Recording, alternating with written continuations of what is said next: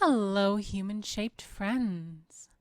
Uh, I hope you enjoy this look into my brain. Basically, yeah, that's what I'm going with. That is my opener.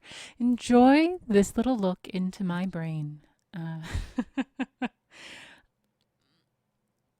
it's really hard to describe. This is my first video on this channel of this very particular style. It's a style that I have been working on for literal years, and I truly love it. It's glitch. It is glitch art. Um, yeah. This in particular is a slightly turned wolf skull that I have synthetically glitched. Um, and then I painted it with watercolors. That is what you are about to watch unfold. I'm sorry if that's really boring to you, but I love the way these turn out. I love painting things that have glitched.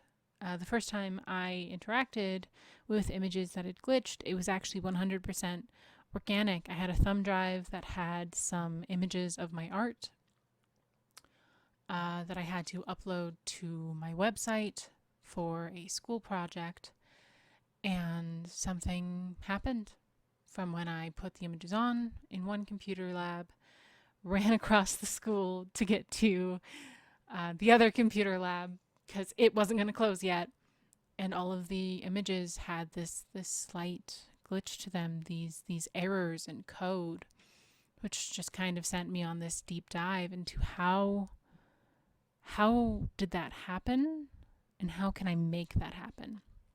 So I learned how to do it. There are some pure chaos routes that I took for some of my images in the past, but I've refined it a lot. If you want to do a pure chaos route, you transform your image into text and then you just delete things.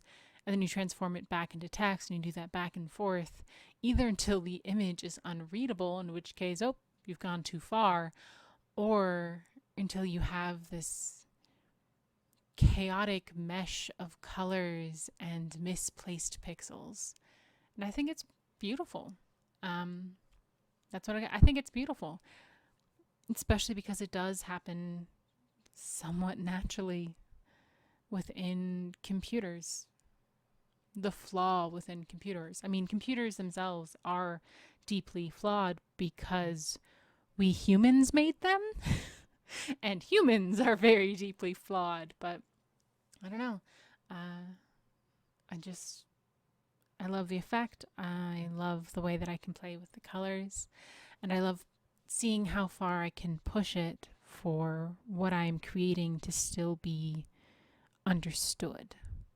Because I've definitely taken it too far where the original image is lost.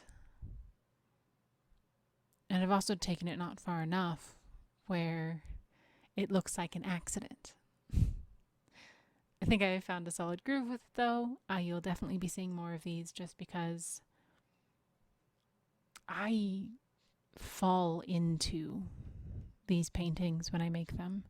Whether I'm making them on large scale, which I have many of those, or I'm making them on a smaller scale, which I also have many of.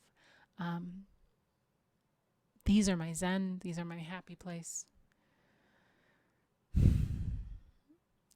I hope you like them, and if you don't, that's okay, because I do. Fun fact, the wolf skull that is used for the reference image is mine, but it's not actually a skull. It is a basically latex. It's a very, very malleable plastic cast of a wolf skull. I bought a whole bunch of these. It's also where my human skull came from. It's not actually a human skull. It's just a very squishy mold because I really like skulls and I've been getting more and more into still lives and I like being able to take my own reference photos. Also, just looking at a thing can be fun. Yeah. Anyway, let me know in the comments down below what you think. I hope you have a day, and I will talk to you next time. 'Cause I like bones.